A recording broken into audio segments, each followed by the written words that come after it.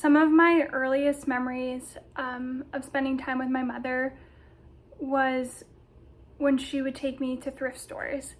And I remember climbing and just piles of stuffed animals or exploring the children's clothing. And part of these experiences of spending time with my mom meant that she would teach me about all the different decades in fashion and where things came from. And I would say to this day, my mom is one of my greatest educators. And as I got older, I started using this practice of thrift as a way to make my own style, my own wardrobe. And I would collage different garments, I would hem things and mend them as needed.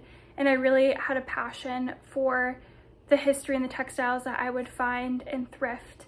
And this practice led into who I am as a fiber artist. My mended collection of works all tell a very unique story with the fibers and the textiles I used in them.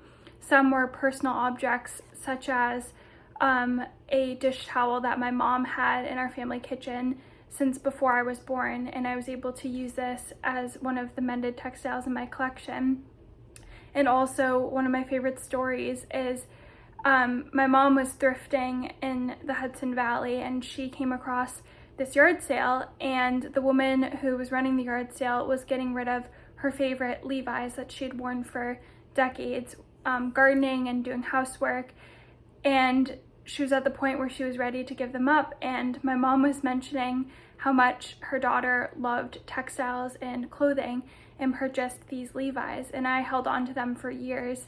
And I finally found a way to highlight the wear and the mending the woman had done on these Levi's within my own work, and sort of an unknown collaboration where, although she doesn't know where her pants ended up, that I'm able to highlight her mending and her care of a textile that she really loved and cherished.